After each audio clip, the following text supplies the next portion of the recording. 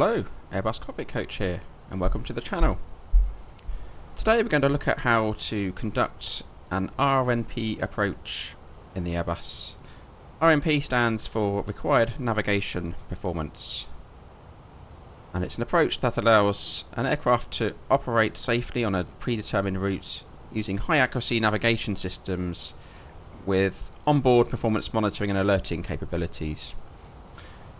This is essential for flying in challenging terrains, as we are today, or areas of congested airspace.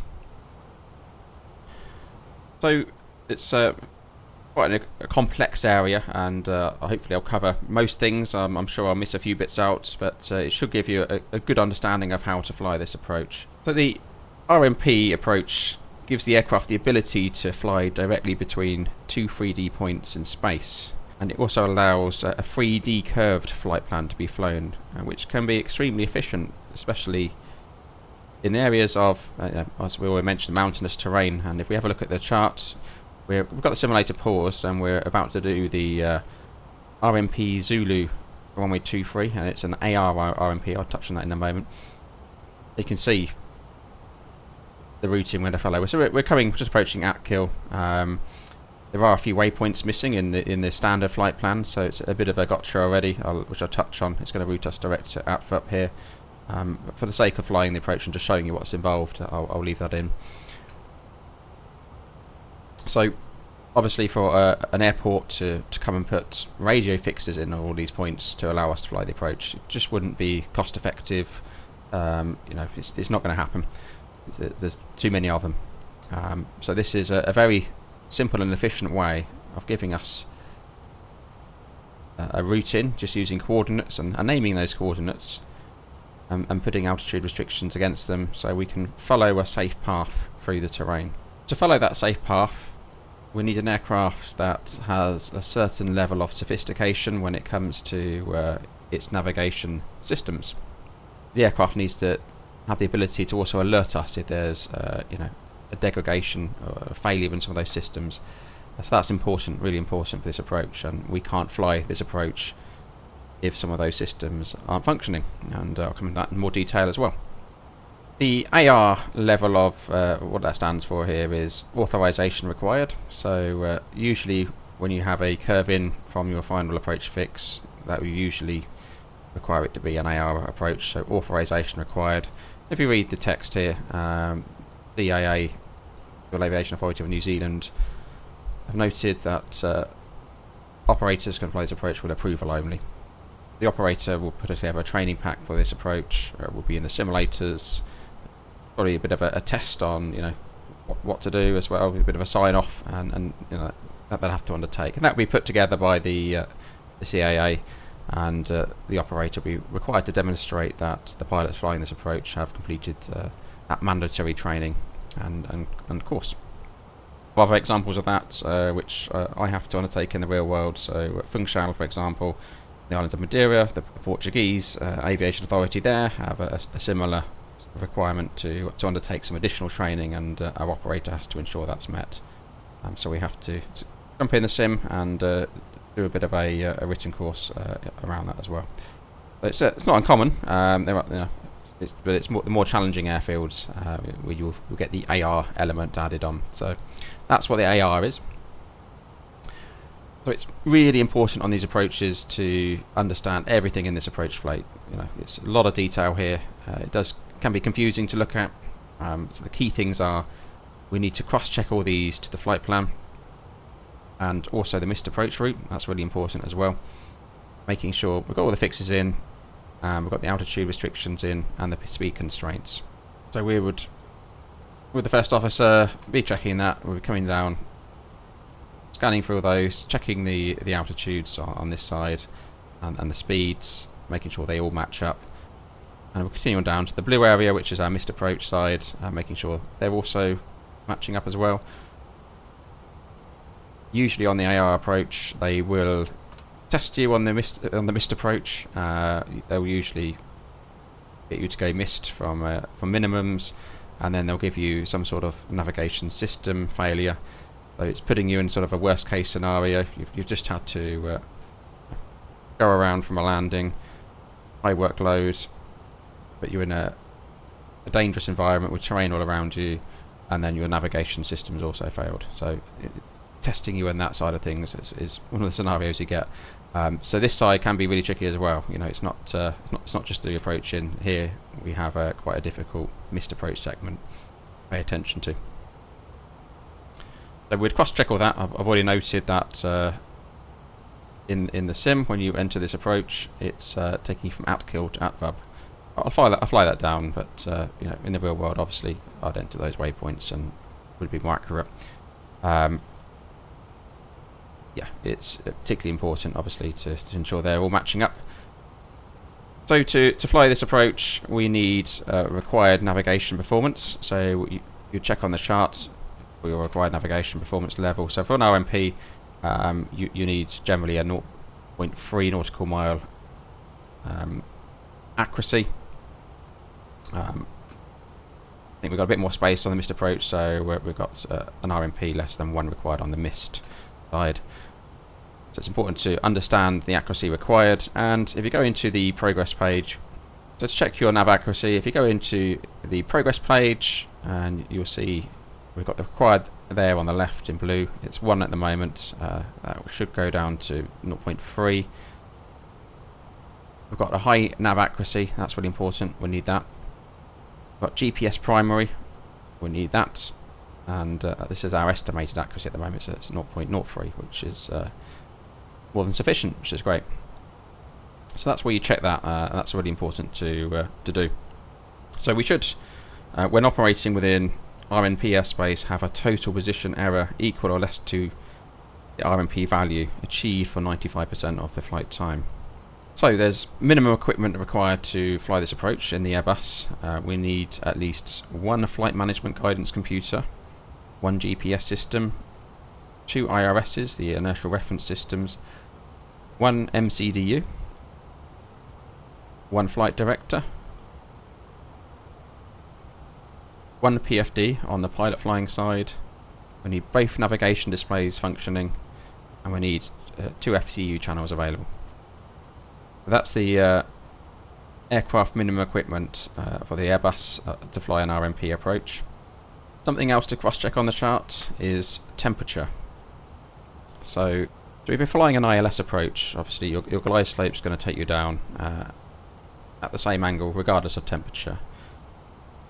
On an RNP approach, the line between the 2 points is just a line in space. It doesn't account for changes in temperature, which affect air density and so forth. One thing to note, you should check the chart, and you'll see here, approach not authorised when the airport temperature is below -10 or above 35 degrees. That's really important. That's one key difference between this and an ILS, and it is the accounting for temperature. So do have a look at that. I think we're good today on temperature, but this approach will certainly be unavailable for a number of days of the year. It's Southern Ireland of New Zealand gets very cold at times, and I'm sure below -10. So if we're flying the approach and we get a GPS primary loss signal on one of the navigation displays, or if we get a nav accuracy downgrade message on one of the MCDUs, we can continue the approach using the other flight director and other autopilot system. We must discontinue the approach if we're not visual and we get a GPS primary loss message on both navigation displays. We have a track error of greater than 0.3 nautical miles, and if we get a GPS position disagree message on the ECAM, or if we get a navigation accuracy downgrade in both of the MCDUs. If we're not visual and any of those occur, that's a discontinued approach. So you can see it's very much around accuracy, understanding your systems available, and to meet the required performance for the approach. So it's a case of cross-checking the charts, understanding your accuracy required, understanding all the restrictions, making sure they're inputted, making sure everything's fully accurate. One thing to note, we've got a 3.2 degree glide path angle. in the final stage after lateral, which is here, the final approach point. That's a little bit more than your usual ILS at 3 degrees, so speed management becomes interesting. You may have greater descent angles, obviously more than 3 degrees between some of these points as well, because it's just, again, a line in space meeting 2 different altitudes, different points. So you need to watch the speed on these as well, and you're managing your vertical speed, getting set up early on the approach, configured well before your final approach fix.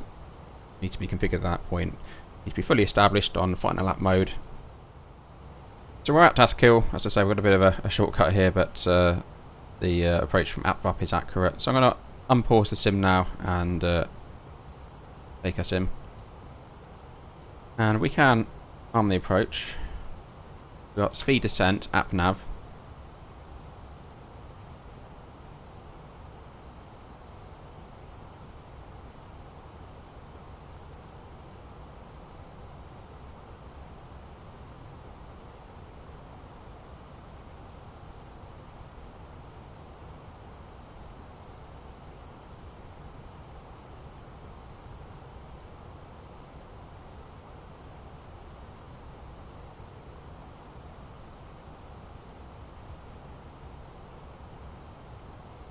Wind in there, and we'll activate the approach phase. Manage speed.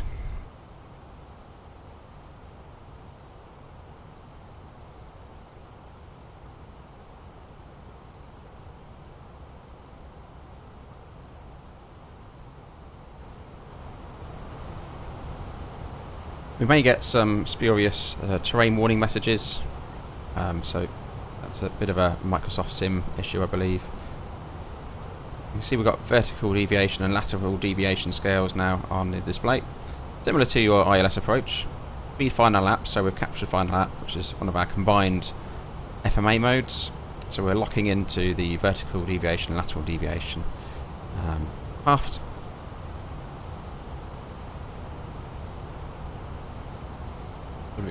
Monitoring those, obviously keeping an eye on nav accuracy. The system should tell us if we have a degradation. It's just important to have a cross check of that.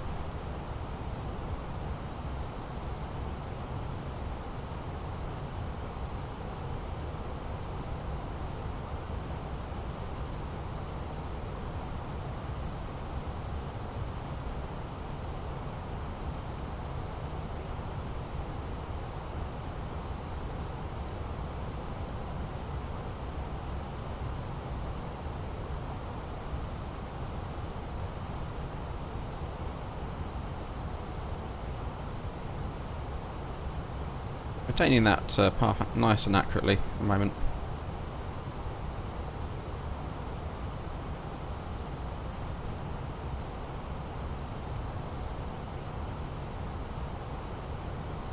See how close we are to terrain. It's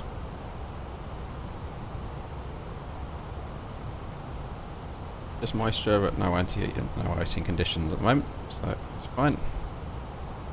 And we're going to get configured nice and early. I'm going to go flaps 1, speed checks flaps 1.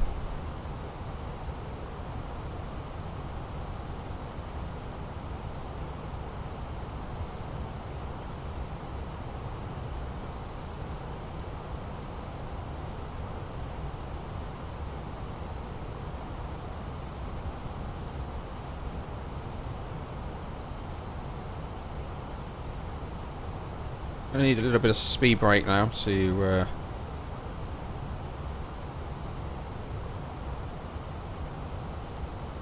help us get the next stage of flaps up, so we can configure and be nice and stable on the final segment of the approach. With 2 pilots, obviously we'll be cross-checking our altitudes at all these points, and it's great to have the second pilot on these approaches. That's challenging in the simulator to a single pilot operation to conduct this approach, especially if we were in IMC, instrument meteorological conditions. This would be more of a challenge, and greater cross-checking required. focus on that. It's difficult when you've got to fly the plane as well. Terrain ahead. Okay. Pull up. Disregard. What I'm going to do is turn those alerts off. We wouldn't do that in the real world, obviously, but due to a Microsoft Sim situation, that would, with that turning that off, we also lose the terrain on ND, which isn't ideal, but yes. Speed check flaps 2.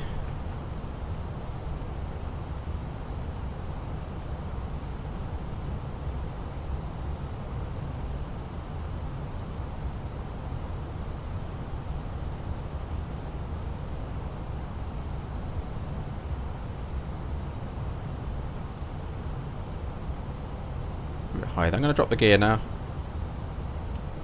Get down.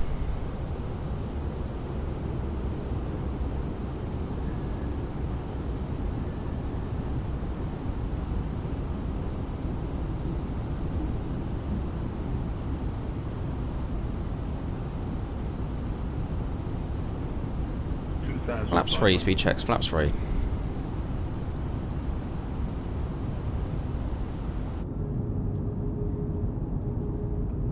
How close we are to terrain. Following the vertical deviation and lateral deviation almost perfectly, which is great.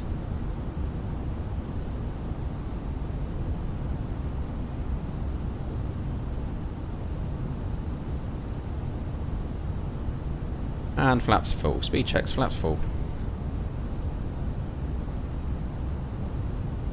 And we're beginning a left turn shortly.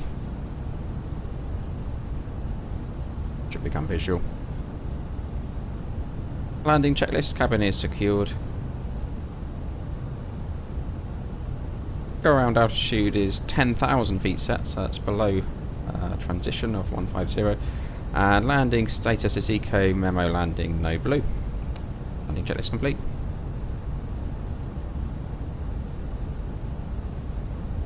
We're looking stable.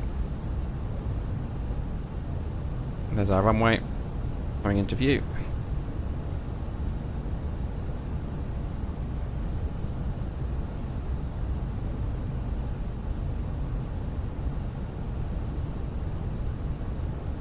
Above. We would call out 100 above in this approach as well. Minima. Continue. We have visual. We can continue the approach. At this point, obviously, we weren't visual. We would go around and conduct the missed approach.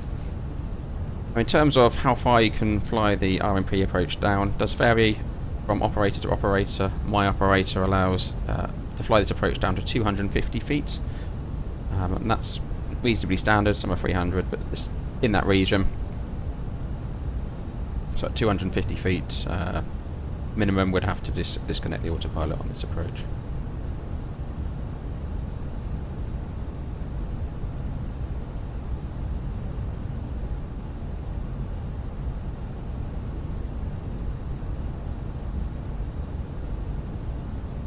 Also noted in the approach plate that we shouldn't use the PAPI lights for guidance during the day, only at night.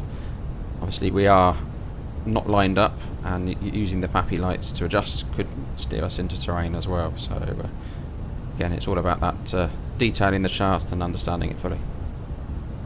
Lots in there to consider.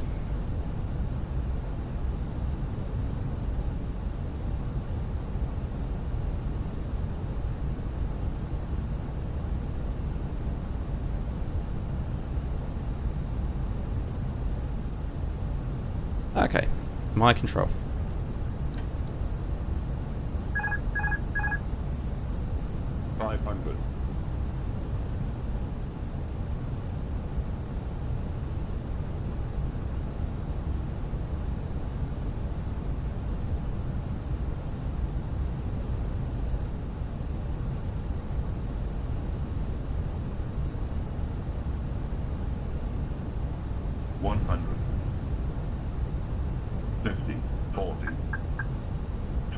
Retard. 5.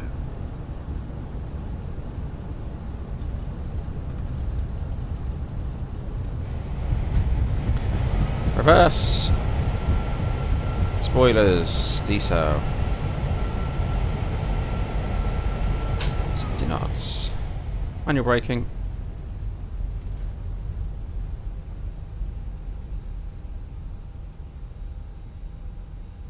I'll bring the aircraft to a stop on the runway.